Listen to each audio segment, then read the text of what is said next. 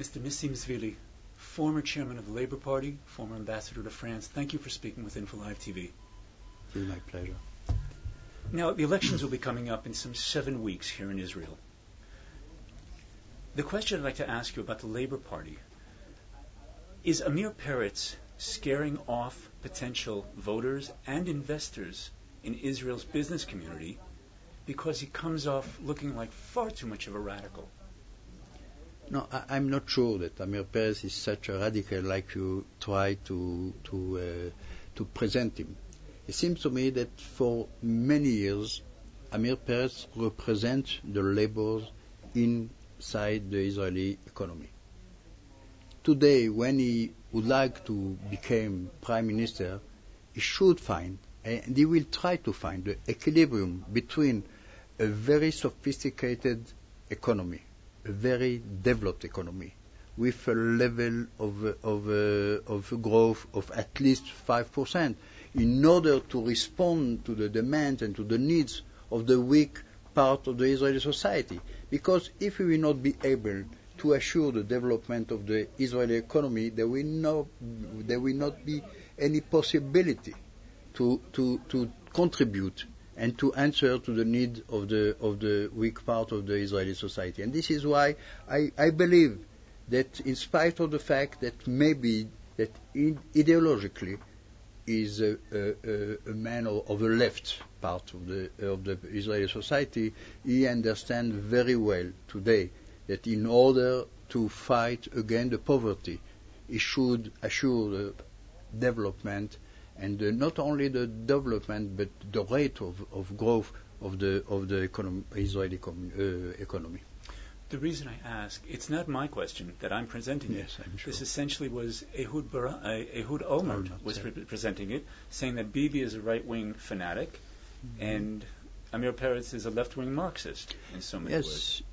Yes, even if he's right, he should, Ehud Olmert, know very well that if today we are in such an economic situation that can permit us to allocate more money in order to fight against the poverty, it is because the plan, the economic plan which was led by Sharon and by Bibi succeed to assure the growth of the Israeli economy.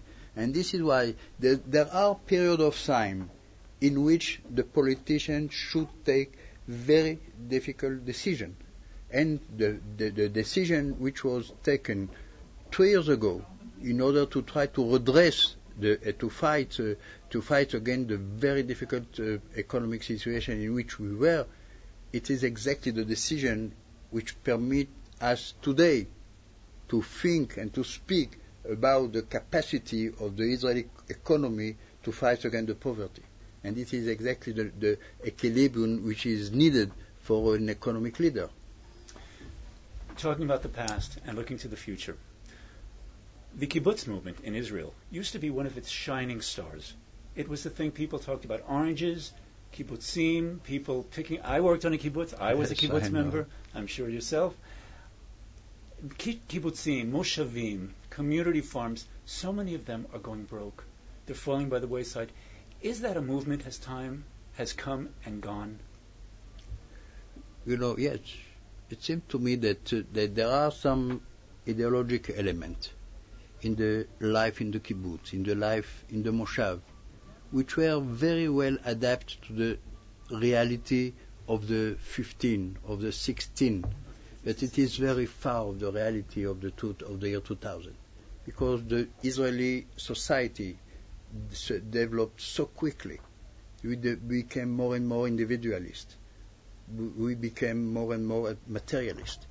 And when you saw that there is no possibility to assure the level of equality which exists 20 or 50, 40 years ago, today we should try to change completely the system in the kibbutz and in the moshav. We did it in the moshav 20 years ago because we understood, and I remember that because I was the Secretary General of the movement of the Moshavim, and I changed completely the system because I understood that if you will not change the system, you will not do some reform in our system, all our movement and all our Moshavim are going to collapse. the kibbutzim were late 10 years, and this is why they pay a very heavy price because of not changing their system 10 years or 15 years ago. And today, the Israeli society, the Israeli reality, almost force ourselves to change our approach to the life. We cannot speak against the socialism that we used to speak 20 or 30 years ago. It is impossible to speak in Israel of 2005 about the socialism of the 50s. And you're saying that Amir Peretz does not want to take Israel back down that road? No, I don't believe that he wants to.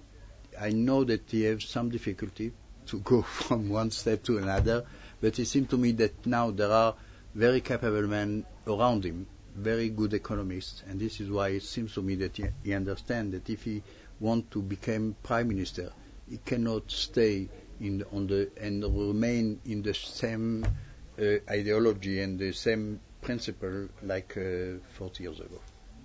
Nissim Zvilli, former Labour Party chairman and former ambassador to France, thank you for speaking with us on InfoLife TV. You're welcome. Thank you.